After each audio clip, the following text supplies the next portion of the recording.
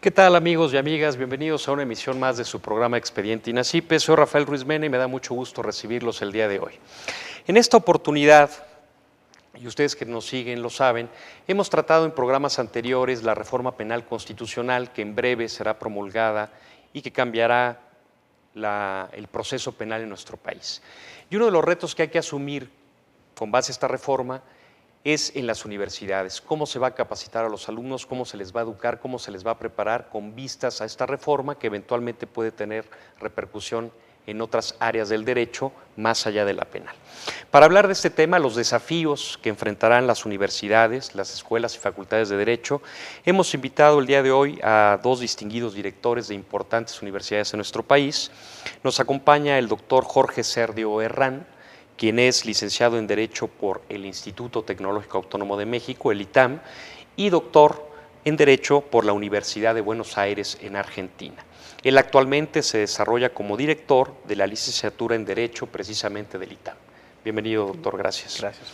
También nos acompaña el maestro Jorge Nader Curi, quien es egresado de la licenciatura en Derecho por la Universidad La Salle y es maestro en Ciencias Penales por el Instituto Nacional de Ciencias Penales INACYPE y actualmente se desarrolla como director de la Facultad de Derecho de la propia Universidad de La Salle. Gracias, maestro. Gracias, Rafael. Pues así las cosas, a mí me gustaría iniciar la charla preguntando a nuestros invitados, empezaría por Jorge Serdio, ¿cuál es su opinión? ¿Cómo ve el estudio del derecho en nuestro país? Bueno, en general creo que el estudio del derecho es más bien dogmático.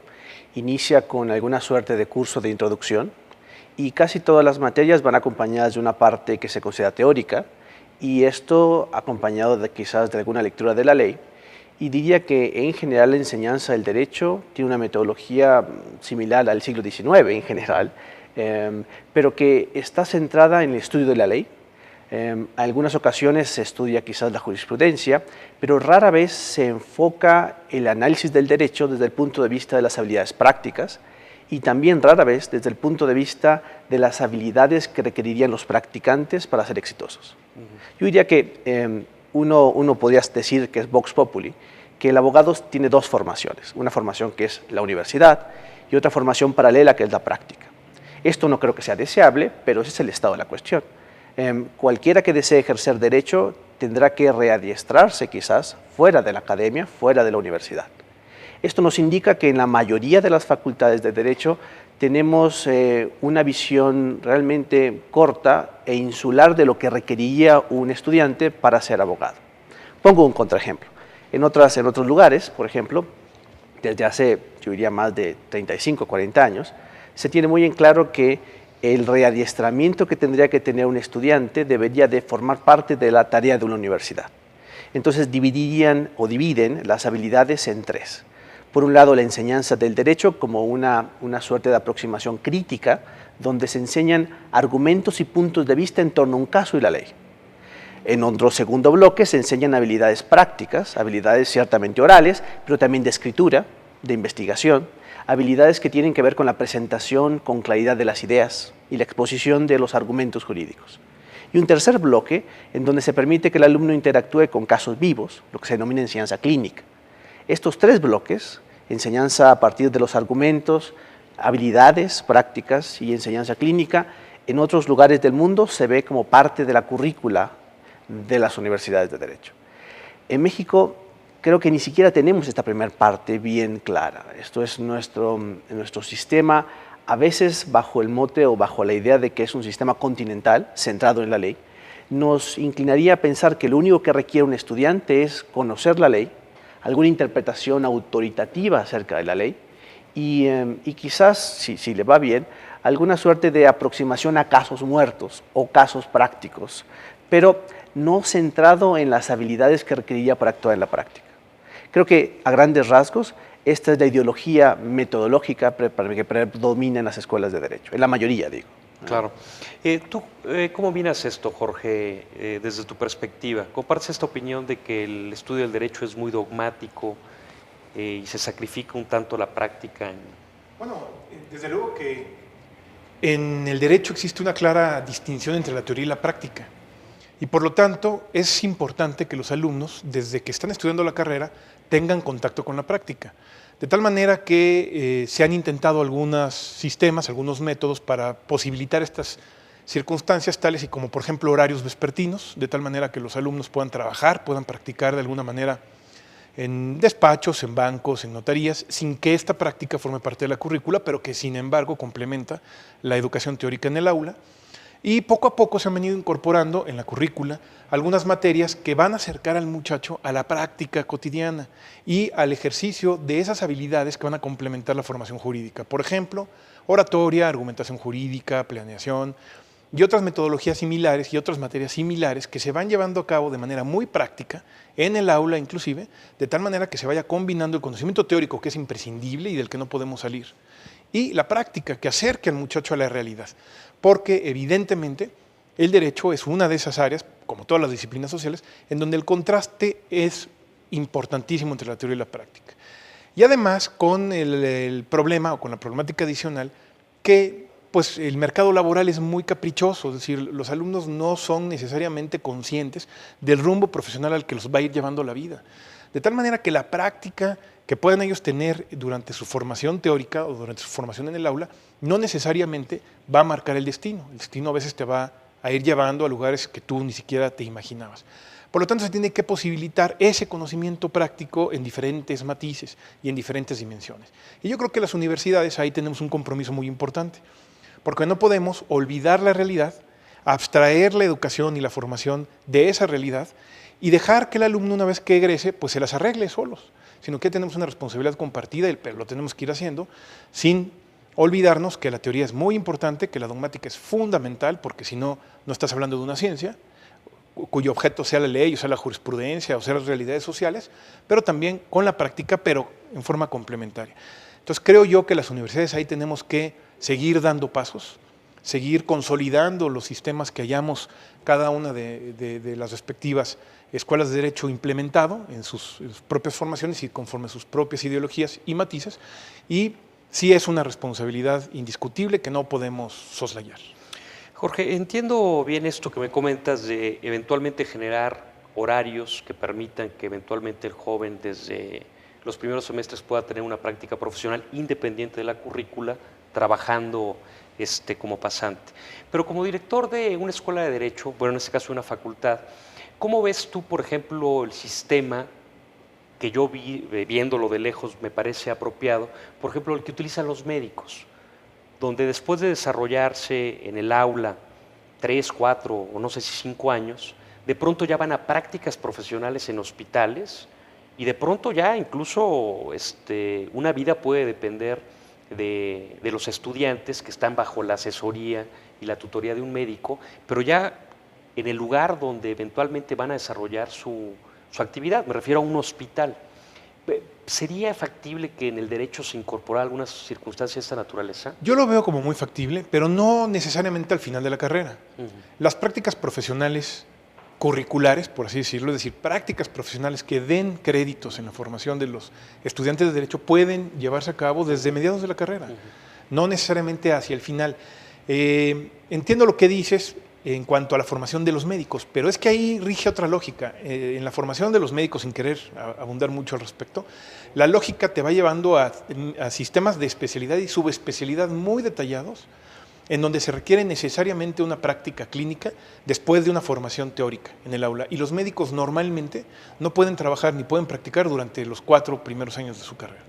En cambio, en los abogados sucede un poco distinto este fenómeno, porque el alumno puede ir estudiando en el aula, por ejemplo, los conceptos básicos del proceso civil y al mismo tiempo llevar prácticas profesionales en algún despacho, por ejemplo, en los tribunales o en un juzgado, en donde esos conceptos teóricos los vaya viendo cómo funcionan en la práctica, en el entendido que esa práctica le genere puntos o le genere créditos curriculares en la formación. Lo veo muy importante, a mí me parecería muy deseable. Algunas universidades lo hemos intentado, no hemos todavía subido este tema a nivel curricular, pero lo estamos intentando, lo estamos empujando a través de otros métodos que permiten y que posibilitan eso, esa formación precisamente, que puede ser, insisto, desde mediados de la carrera hacia finales. Y desde luego que mejor que pudiéramos, y yo creo que esto también es un compromiso que tenemos todas las universidades, pudiéramos ir formando, ir creando estudios de posgrado a nivel diplomados, a nivel especialidades, que sean eminentemente prácticos, eminentemente de resolución de casos, que lleven ya a la formación profesionalizante estrictamente hablada, ¿no? Entonces lo veo muy bien, pero desde el principio. Y para lograrlo, además, habría que regularlo, porque en una práctica profesional hay muchos aspectos que tienes que establecer. En primer lugar, si esto va a dar créditos o no curriculares, pero en segundo lugar, es qué tipo de relación laboral o administrativa va a haber entre el estudiante y el lugar en donde esté desempeñando la práctica profesional, y otros muchos aspectos para los que la ley hoy es ambigua, tiene muchas lagunas, y todo esto habría que irlo planteando para que fuera dándose como ya no una existe realidad. la figura del aprendiz, ¿no? No, Que bueno, existió hace algún el tiempo. pasante, por ejemplo, el aprendiz que está trabajando en un despacho, en una notaría o en algún banco mientras estudia, lo hace independientemente de la universidad. Si él tiene una relación aparte con su empleador, ahí tiene un sueldo o no. Sí, en la fin, universidad está bien ajena a ese trabajo, muy ¿no? ajena, muy ajena a la universidad. Si un alumno está en una notaría, qué bueno por el alumno, pero la universidad no necesariamente absorbe ese resultado y lo traduce en algún valor Sí, académico. porque puede estar trabajando en otra cosa. Y en ese sentido, Jorge Sergio, hablamos de la práctica profesional, también está el servicio social. Ahora, yo como observador, me da la impresión que en tratándose de muchachos que estudian Derecho, pues la práctica profesional y el servicio social en realidad no cumple con la finalidad ni que fue pensado para brindar servicios al gobierno, ni para que el muchacho se prepare para una cuestión. ¿Será por ahí como por donde tenemos que ir? Bueno, yo la verdad es que cuando se trata este tema hay muchos puntos de vista, como le dijo Jorge. Yo tengo uno que es un poco peculiar, y es que creo que es posible separar estos dos caminos. En ese sentido, el servicio social creo que tiene que ver con responsabilidad social, con formar conciencia en el practicante. Pongo un ejemplo.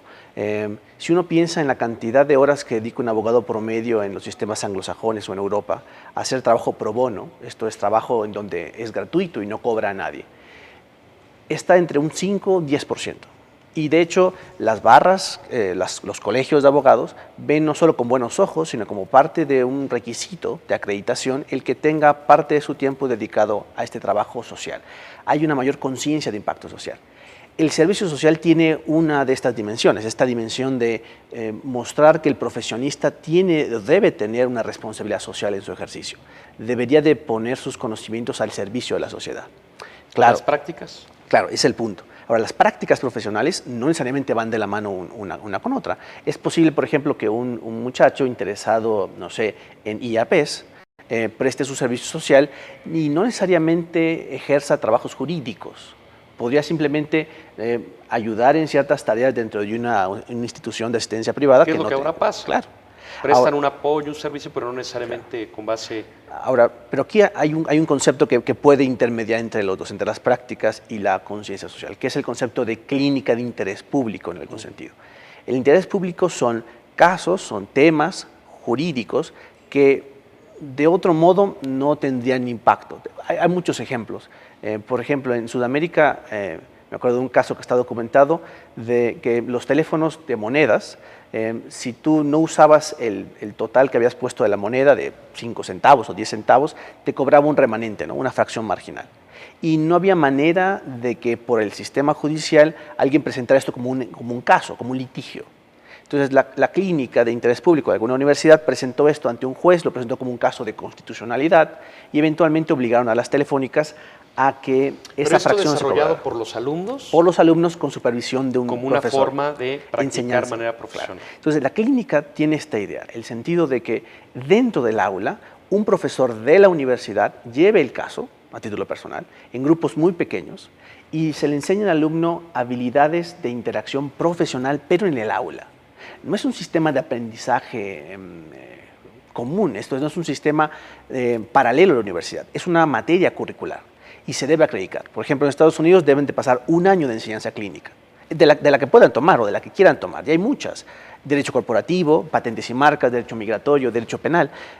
El sistema es un poco diferente, pero lo que quiero rescatar es un método de enseñanza y de aproximación a la práctica. Pero ya es una forma en que el joven tiene un acceso directo a lo Supervisado. que va a ser su vida profesional, porque el aula realmente es algo alejado a la práctica Lo es. profesional. Tiene el cliente enfrente y sobre todo tiene el acceso a la estrategia. El profesor le dice, encárguese de plantear la estrategia y lo voy corrigiendo.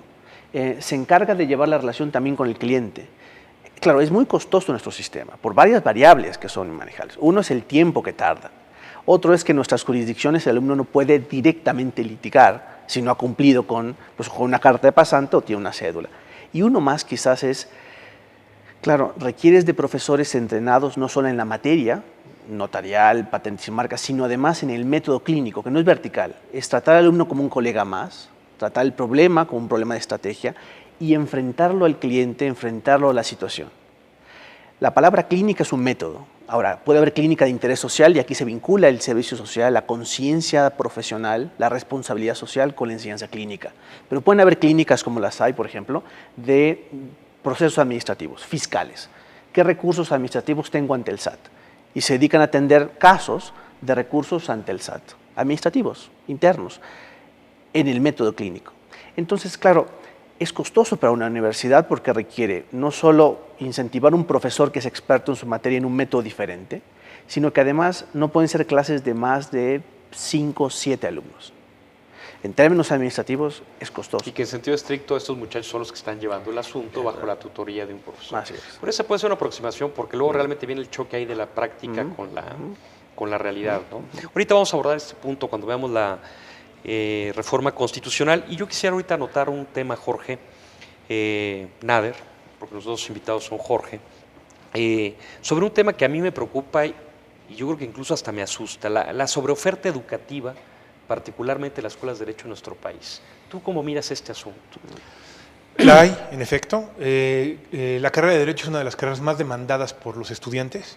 Hay una idea que la carrera pueda resultar muy interesante para una gran cantidad de alumnos que están en la preparatoria y por lo tanto las escuelas de Derecho estamos sobresaturadas pues, de alumnos que quieren ingresar a estudiar con nosotros. Entonces existe en efecto esta situación. Ahora, lo interesante sería conocer el origen de esta circunstancia y si además es correcto o no que suceda.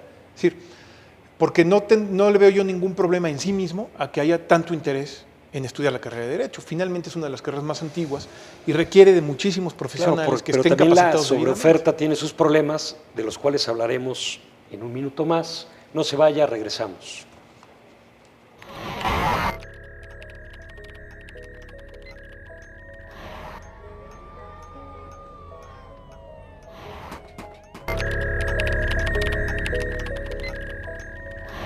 Regresamos, gracias por seguir con nosotros. Recuerde que nos interesan mucho sus opiniones, sus sugerencias, sus comentarios para hacer más interesante este programa.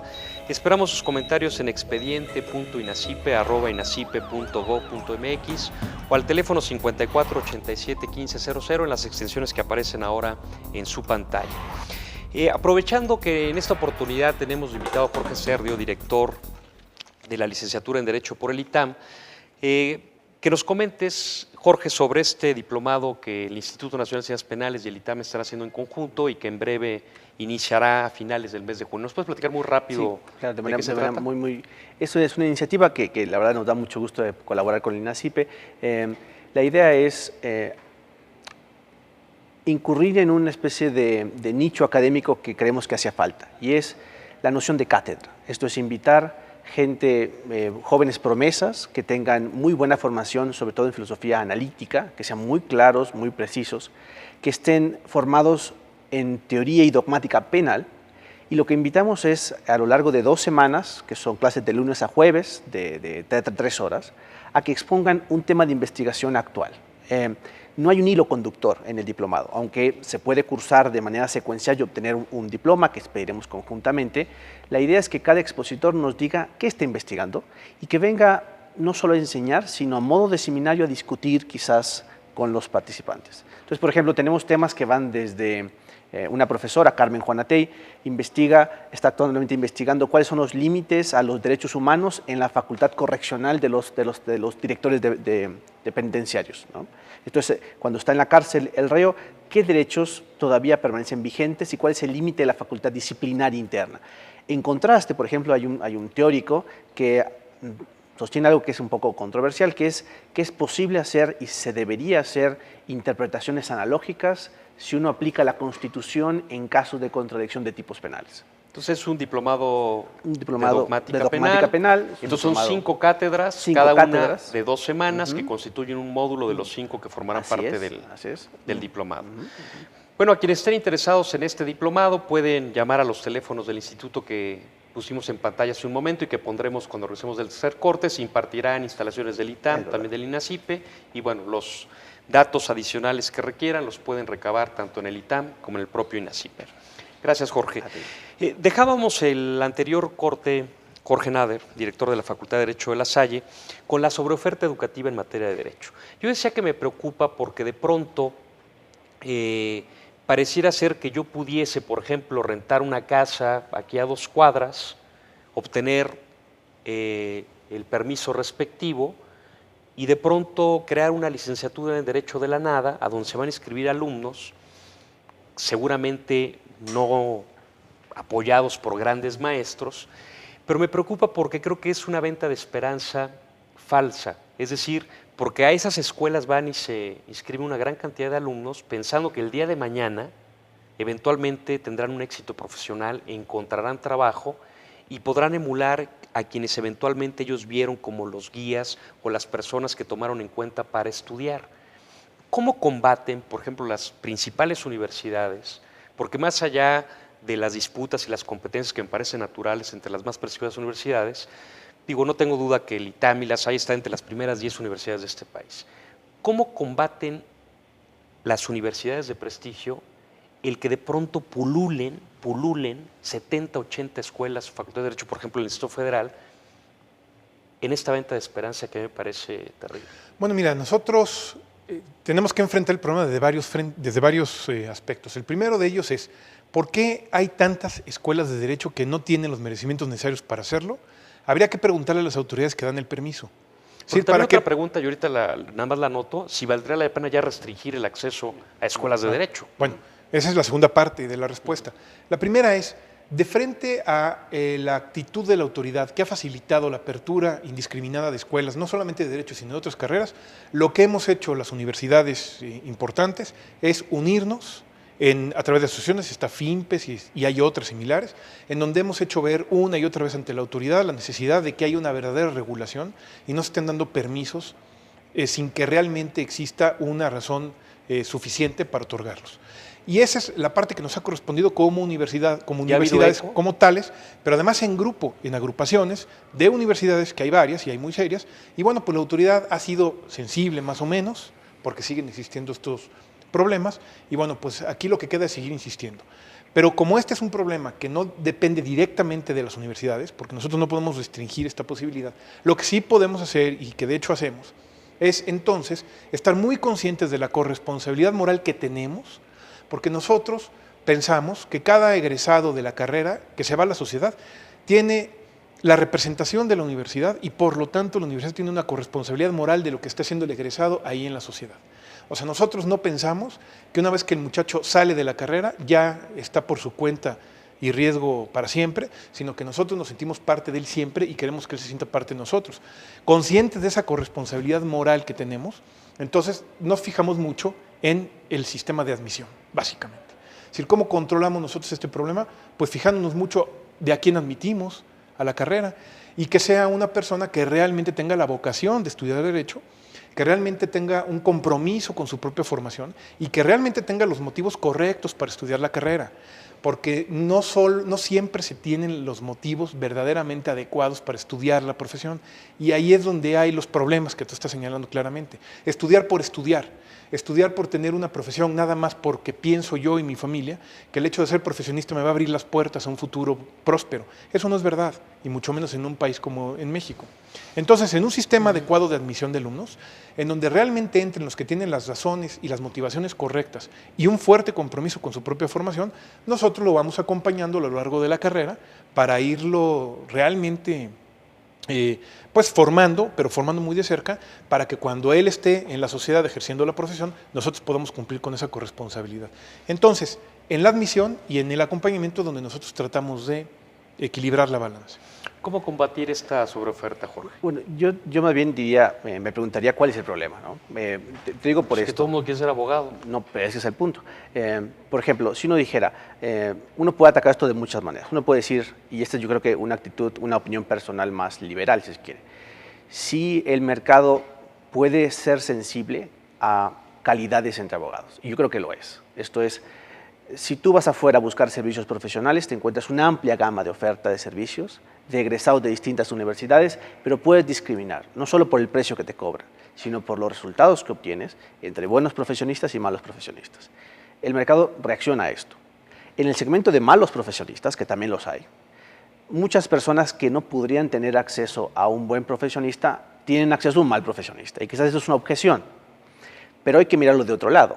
Si uno ve aquellos países donde está regulada la profesión de manera muy astringente, esto es donde hay un fuerte control no solo de acceso a la carrera, sino de ejercicio de la profesión, el resultado es que el precio del servicio legal es altísimo. Y el acceso que se tiene a este satisfactor, a este servicio necesario, es muy escaso.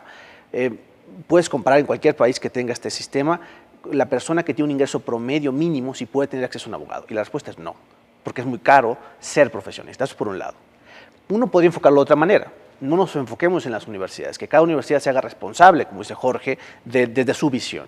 Podríamos, por ejemplo, tener la cantidad de universidades que tenemos, pero imagina que tengamos un estricto régimen de responsabilidad civil para el profesionista, que sea muy ágil. Cuando alguien causa un daño en el ejercicio de la profesión, cuando alguien incumple laboralmente, cuando alguien causa por su defecto en la práctica profesional un daño, que pueda ser fácilmente responsabilizado y, por ejemplo, penalizado administrativamente con la pérdida de la célula, pero además con una indemnización razonable. Si tuviéramos un sistema así de ágil, entonces, bueno, no importaría que hubiera una gran oferta de abogados con falsas esperanzas. Cuando incumplan, la persona que se ve afectada podría tener rápidamente una reparación. Aquí tenemos lo peor de los dos mundos, en ese sentido. Tenemos una gran oferta, no tenemos regulación en la práctica y tampoco tenemos un régimen de responsabilidad civil ágil y eficiente. Sí, porque es una parte del problema. Es decir, que probablemente los que egresan de universidades de muy escasa calidad pueden ser malos profesionistas. Puede ser. Pero parte del problema, y por eso una venta de esperanza, es que ni siquiera encuentran trabajo. Es verdad. Entonces, hace 20, 30 años, sí, ser profesionista te garantizaba tener trabajo y movilidad social. Ahora no te garantiza ni trabajo. Entonces, yo creo, y digo, sé que no depende de ustedes, por eso les preguntaba qué hacen las universidades importantes para esto, que se debe restringir, no el estudiar Derecho, eso atentaría contra una garantía, por supuesto, pero sí controles rígidos, porque el joven y los padres de ese joven que con mucho esfuerzo pagan una universidad apenas instalada, pues lo hacen con la esperanza de que su hijo el día de mañana sea un profesionista exitoso y se topan con que ni siquiera va a tener trabajo. Entonces viene una decepción que es verdaderamente terrible, ¿no? A mí me parece importante notar lo siguiente, y creo que en honor a ser justos. Esto no quiere decir, desde mi punto de vista, que el que estudie en una universidad dudosa va a ser necesariamente un mal abogado y que necesariamente no va a tener trabajo. No. Yo estoy convencido y lo he visto todos los días, que en mucho depende del compromiso que uno tenga con su propia formación, el ser bueno o mal abogado. Y depende de una formación, además extra aulas, qué tipo de valores, qué tipo de ideas tienes con respecto a la responsabilidad que tienes frente al otro. Es decir, yo puedo entender, puedo ver y captar un abogado exitoso, moralmente formado, ético y muy bien capacitado, que provenga de alguna universidad de las que no necesariamente gozan de prestigio. Es difícil, es cierto, pero no me niego a verlo. Es más por una circunstancia personal del alumno más que de la escuela. Claro, ¿no? Exactamente, ese es el punto. Y también conozco y puedo entender que hayan abogados que no tengan éxito, que no hayan podido, digamos, sacar adelante su profesión, que provengan de alguna universidad de las que normalmente se entiende que son las más conocidas. Porque depende mucho, claro, de la escuela, de los maestros, de los sistemas, de los métodos, de la impronta que cada universidad va a compartir con sus alumnos. Pero depende sobre todo del propio alumno, de qué tanto quiere ser abogado. Es por eso que decía yo, una situación vocacional y una motivación verdadera, y qué tanto estás dispuesto a pagar el precio. Y no me refiero desde luego a las colegiaturas, me refiero al precio de formarte.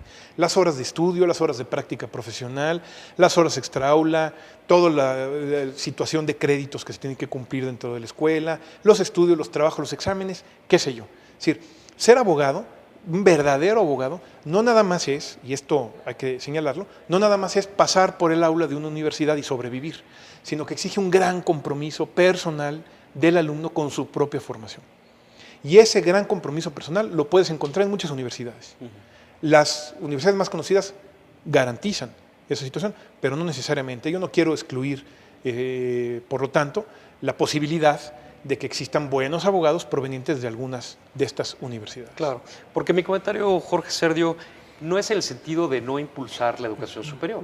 Es más, yo creo que es la única forma, bueno, uno de los mecanismos mediante los cuales el país va a avanzar. Pero la pregunta es sobre si determinadas carreras podemos impulsar la educación técnica o en muchas otras ramas que de pronto no tenemos la adecuada orientación vocacional, ¿no? Es verdad en eso. Yo diría que si hay una sobreoferta de abogados y profesionistas que, como tú dices, se generan falsas expectativas, es un problema de demanda. Esto es, no hay suficientes empleadores demandando esta clase de abogados. La enseñanza técnica me parece un ejemplo paradigmático. Creo que si uno ve modelos de política nacional, de política educativa nacional, la educación superior es un pilar, me queda muy claro. Pero la educación técnica también. Esto es diferenciar al profesionista, aún en las áreas legales. Por ejemplo, el perito traductor jurídico, ¿no? En otros países hay una carrera que es, estudio una parte de la carrera de Derecho, pero me especializo en traducciones jurídicas. Otra parte es, por ejemplo, el que es un gestor jurídico, pero también tiene una carrera técnica, no son 4 años, pueden ser 2. Dentro, yo diría, de cada rama de educación superior, es posible abrir subramas técnicas con menos costo de oportunidad de tiempos, con menos quizás requisitos de preparación, y esto abriría la posibilidad de que los empleadores pues, pudieran quizás contratarlos. Si todos quieren ser abogados y aspiran a ser un exitoso socio de despacho, un exitoso litigante, un exitoso académico, no hay demanda para esto, ya está cubierto. Claro. Deberíamos quizás enfocarse, pero esto es una cuestión más amplia. Yo creo que ese es un buen camino, ¿no? Digo, impulsar las carreras técnicas. Y será complicado porque hay una obsesión en la clase media mexicana por tener licenciados en algo, a como dé lugar, aunque el resultado sea únicamente tener colgado un título en la sala de una casa, ¿no? Habrá que revisar cuál es la demanda, ¿no? Empíricamente yo no conozco ningún estudio que diga, en términos jurídicos, en los abogados, el mercado de los abogados se puede dividir en estas ramas técnicas. Yo creo que nadie ha hecho esto. Habría que conocerlo, ¿no? Sí, en esto y en muchas otras ramas. Y en otras ramas. Que el estudiante tenga Medicina. la posibilidad de conocer que no solamente existe el derecho, la medicina, la ingeniería y la arquitectura, ¿no? Este es un problema que tiene que bajar también a las preparatorias, Claro. porque ahí es donde viene la orientación vocacional a los alumnos. Nosotros ahora estamos ya formados y ya tenemos nuestro propio punto de vista acerca de lo que estudiamos, pero cuando estábamos en la preparatoria, quién sabe, cuando estábamos en la secundaria no necesariamente. Y ahí tuvimos que acceder, y ojalá y todo el mundo pudiera hacerlo, a alguna orientación vocacional que nos hiciera ver que también hay carreras técnicas, que hay carreras profesionales y que hay enormes posibilidades de éxito profesional, de éxito económico, de éxito laboral, estudiando una carrera técnica o estudiando una carrera profesional. Todo depende de la orientación vocacional que se tenga. Nosotros hemos visto en muchas ocasiones, en muchas universidades, de todas las carreras, porque se platica en reuniones de FIMPES y de otras reuniones similares, cómo el estudiante en el segundo o tercer semestre de la carrera se da cuenta que no era lo suyo. Entonces dice, bueno, pues es que esta carrera, Derecho o Ingeniería o Filosofía, resulta que no era para mí, me vine a dar cuenta en el tercer semestre o en el segundo.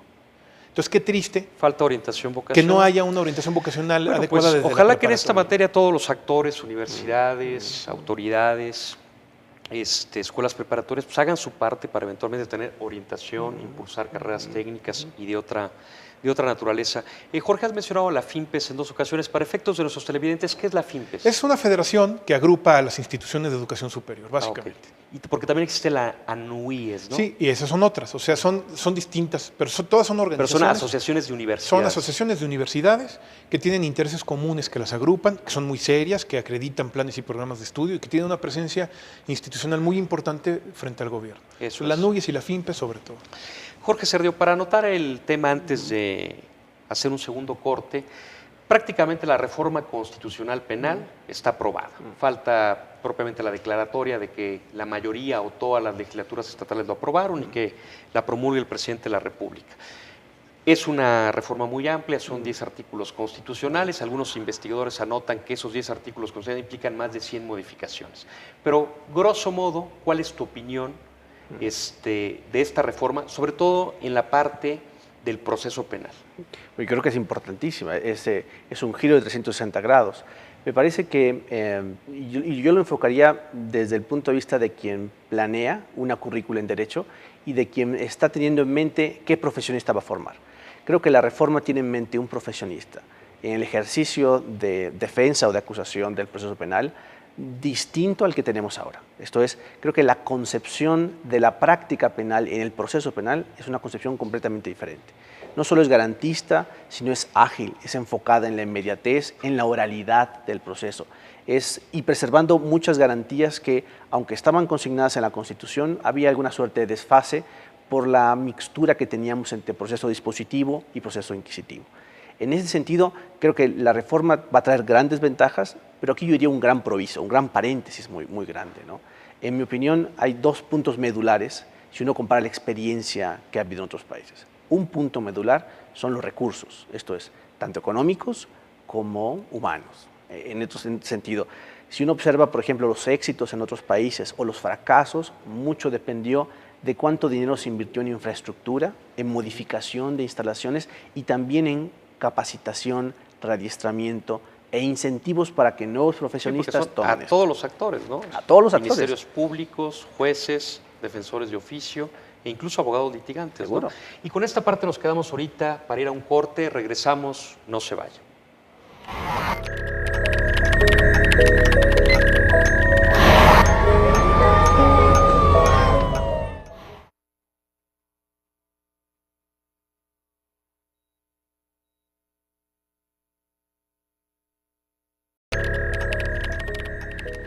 Regresamos, gracias por continuar con nosotros. Les recordamos que nos interesan sus opiniones, sus sugerencias, sus comentarios y los esperamos en expediente.inacipe@inacipe.gov.mx o bien llámenos al 54 87 15 00 en las extensiones que ahora aparecen en su pantalla. Al tiempo que queremos agradecerle, cumplimos 50 programas al aire en esta serie de Expediente Inacipe en el espacio barra de opinión del canal judicial. Cosa que agradecemos muy particularmente a ustedes, a los invitados que cada semana nos hace favor de acompañarnos. Y quiero en esta ocasión referirme particularmente a Enrique Rodríguez, director del Canal Judicial, por apoyar este proyecto, por Andrés González, nuestro productor, que semana a semana nos apoya en la realización de este programa, y por supuesto a nuestros amigos camarógrafos, que es esa parte oculta de todo programa que ustedes no ven, pero que siempre están aquí al pie del cañón, la gente de sonido, la gente de maquillaje, a todos ellos muchas gracias por estos 50 programas. Terminábamos el corte pasado, Jorge Nader, con el comentario de Jorge Serdio respecto a cuál es su opinión muy general, porque comentamos que es una reforma muy amplia, acerca de esta reforma penal. ¿Cuál es tu comentario grosso modo? Mira, circunscribiéndola mucho a las universidades, yo creo que es una reforma que va a obligar necesariamente a las universidades a modificar sus métodos de enseñanza, sus planes de estudio y sus sistemas en general de comunicación con la sociedad. Me refiero a que es una reforma de enorme alcance, de gran peso, no solamente en las ciencias penales, desde luego que ahí incide de manera primordial, pero que también va a derramarse en otras áreas del derecho, como la parte constitucional, la parte civil, inclusive la parte laboral, la parte de familia, derecho administrativo. Es una reforma que va a tocar muchas áreas del derecho. Por lo tanto, nos va a obligar a adaptar nuestros planes de estudio para las generaciones que van a venir, que se van a preparar en los próximos años conforme a una reforma de tal envergadura, que además, pues todo pareciera indicar que si funciona, como espero que funcione, si es que salen los recursos de todo tipo necesarios y si es que se logran echar a andar adecuadamente todos los mecanismos secundarios que la reforma exige, esta tendrá que permear a otros procesos. El proceso civil deberá de también mirar hacia esos principios, el proceso administrativo, el proceso laboral. Idealmente es una reforma que no solo se debe de quedar en el proceso penal, sino en un sistema de justicia ya como tal, lo cual entonces obliga de hecho a las universidades, ya estamos en ello, a la modificación de nuestros planes y programas de estudio, a todos nuestros planteamientos curriculares de las generaciones por venir. Pero no podemos olvidarnos también de las que estamos formando ahorita y de las que acabamos de formar. Y por lo tanto tenemos que dotar a esos dos grupos de personas de los insumos necesarios para comprender y para manejar esta reforma. Entonces, en los que están estudiando ahorita la carrera, que ya han cursado algunas asignaturas, pues tenemos que hacer las modificaciones pertinentes a los planteamientos futuros, o quizás el ofrecerles, el darles opción a cursos adicionales de actualización que vayan complementando lo que ya aprendieron y los cambios más importantes que ahora se van Sí, a que ir dando. conozcan la teoría y las habilidades que tienen que desarrollar Así con es. bases en otros sistemas. Y a los egresados de todos los grupos, pues también hay que darles la opción de que accedan a cursos, a diplomados, a especialidades, a planteamientos de actualización que les permitan comprender ahora los nuevos planteamientos que se van a ir dando. Algo muy importante que implica esta reforma también es la capacitación. Esto va a requerir una enorme capacitación, una gran capacitación. Ya para los actores del Para sistema. los actores del sistema, los que están actualmente ya actuando en el sistema, y esa capacitación la están enfrentando de manera muy exitosa, diría yo, porque están preparados instituciones como el INACIPE, y los institutos de formación en otras procuradurías, también en la Secretaría de Seguridad Pública, el propio Instituto del Poder Judicial de la Federación, del Consejo de la Judicatura. Todos ellos están preparándose ya para capacitar a los jueces, a los ministerios públicos, a los policías, a los defensores de oficio. Sí, porque pero todos nosotros tendremos que capacitar a los demás. A los alumnos. A los alumnos, pero también a los abogados, a los egresados, a los interesados, a los profesionistas. Entonces ahora, la función de la universidad de frente a la reforma no se va a agotar nada más en la formación de los alumnos o de los recién egresados, sino que tendremos que formar ya a los profesionistas. Claro, porque como decías, Jorge Serdio, es un cambio de 360 grados, sí. Es un cambio de paradigma. Yo a mis alumnos les digo, entre en broma y en serio, pero más en serio, pues que están un poco en el peor de los mundos, ¿no? Porque están estudiando una serie de materias que forman parte de la currícula tradicional, digo, con los elementos de innovación que cada escuela incorpora a sus planes de estudio, pero que en 2, 3 años va a ser historia. Pero por otra parte, la reforma todavía no está promulgada, entonces todavía no hay preparados nuevos planes curriculares, aunque supongo que estarán ya en tránsito. Entonces, están ellos en un momento muy complicado, como señala Jorge Nader, los que están ahorita estudiando y los que acaban de egresar.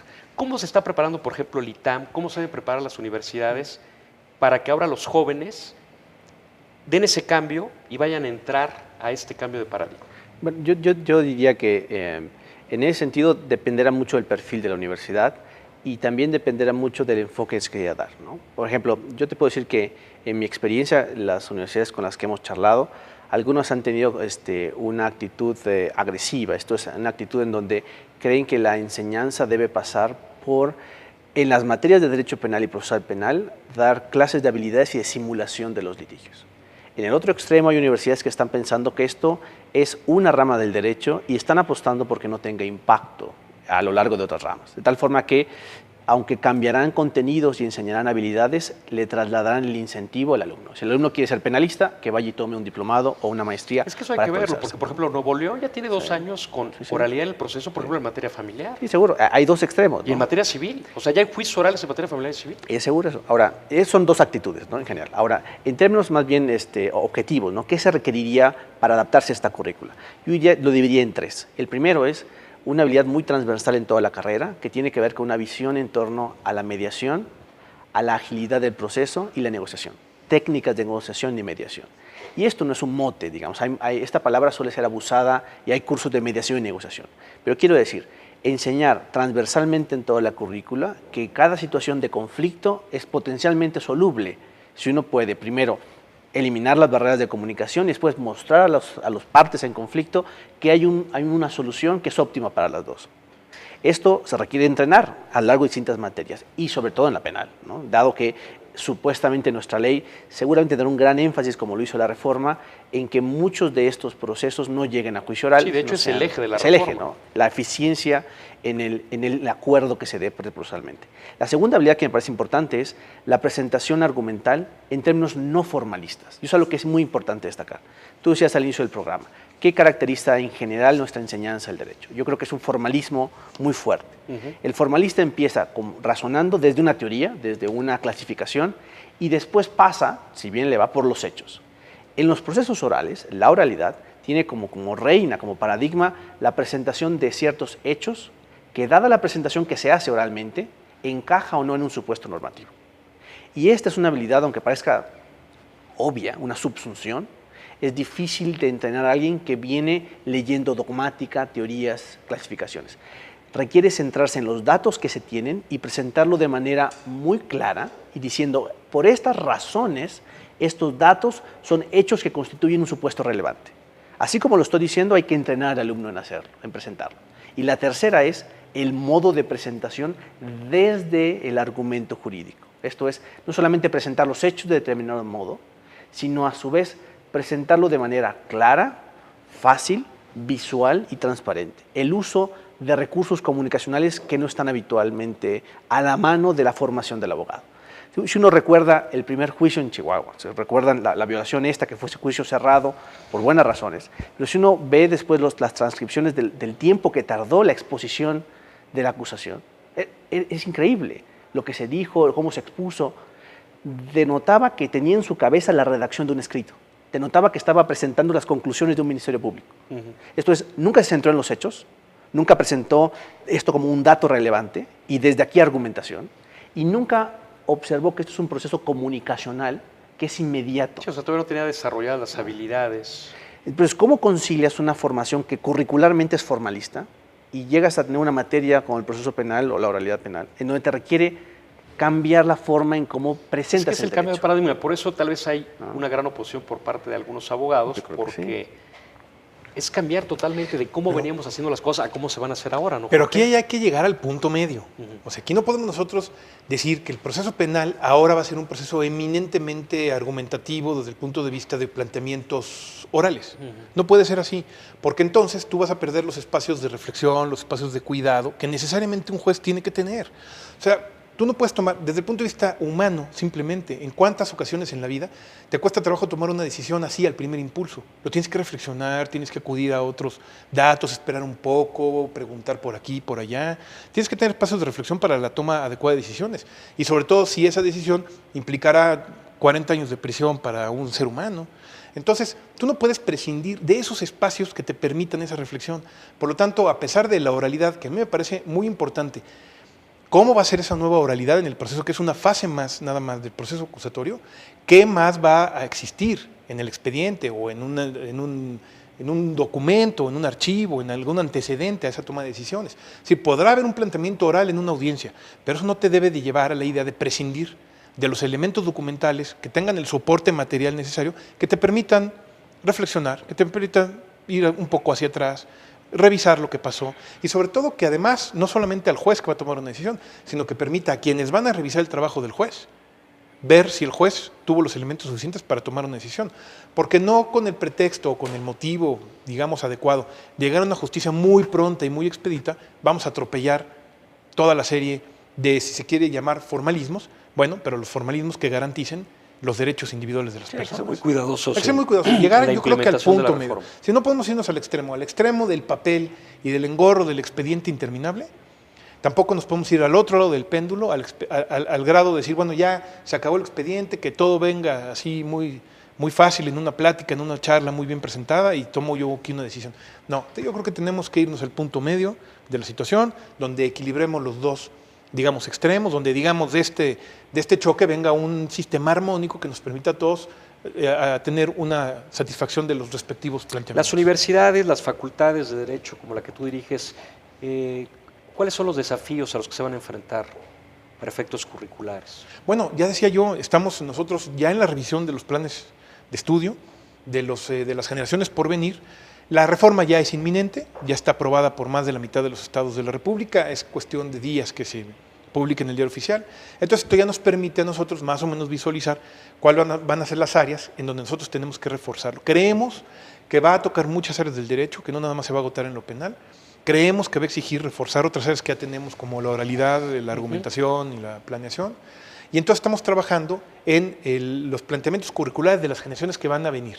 Estamos haciendo los ajustes necesarios, los que nosotros pensamos que son ya pertinentes, de quienes están estudiando la carrera y a quienes les va a tocar esta última etapa, y estamos también viendo hacia la creación de diplomados o de estudios de posgrado de diversa índole encaminados a la capacitación de los egresados. De los abogados en general. Y de los abogados en general, desde el punto de vista que sea, ministerios públicos, policías, jueces o abogados en general.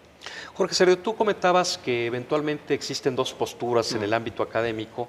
Uno, los que dicen que esto impactará nada más al ámbito penal. Entonces, en ese sentido, quienes se vayan a dedicar a esa rama del derecho, se vayan a un diplomado, una especialidad, que los prepare en este nuevo sistema y desarrollen sus habilidades.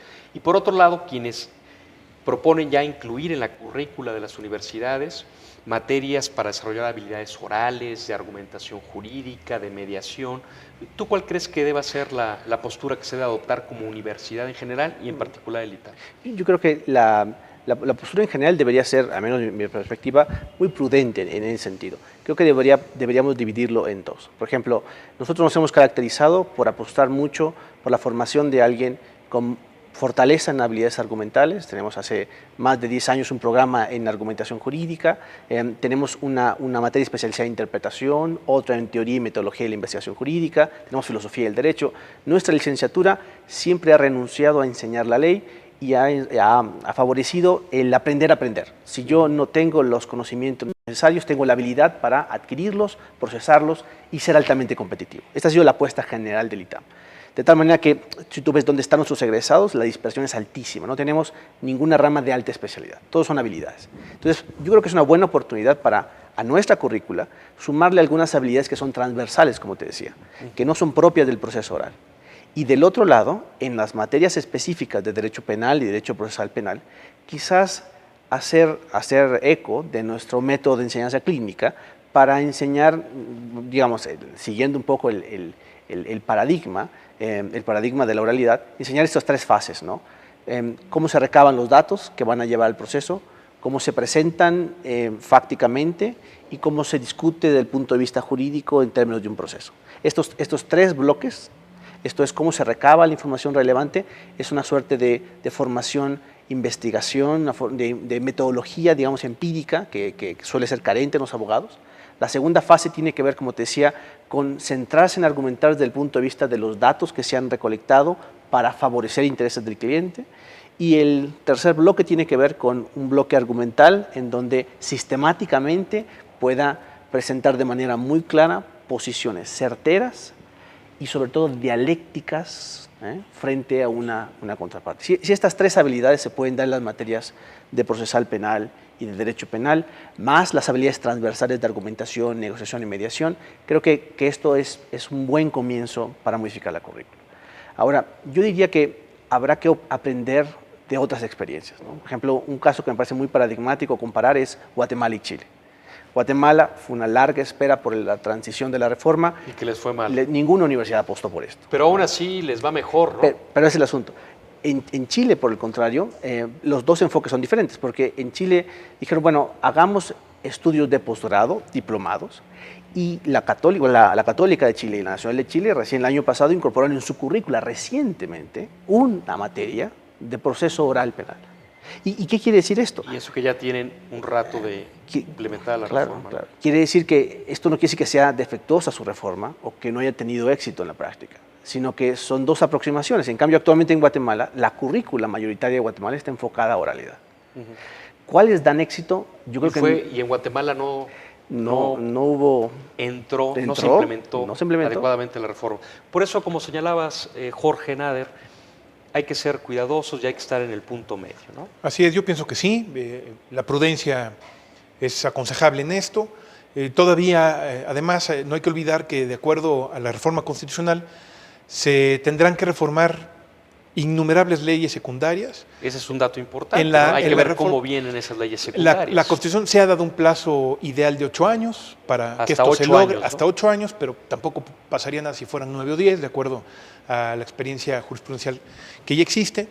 Entonces esto pues obliga también a una formación de largo alcance, porque aquí algo de lo que ojalá y pudiéramos hablar en alguna otra oportunidad es la reforma constitucional está muy clara, pero ¿cómo la van a bajar los estados a sus leyes secundarias? Ese es otro problema, es un gran problema. La Constitución está previendo un órgano que va a tratar de coordinar esfuerzos entre todas las legislaturas de los estados, pero finalmente cada estado será libre y soberano para entender la reforma constitucional y bajarla a su legislación secundaria como la entienda o como crea que es funcional para el Estado.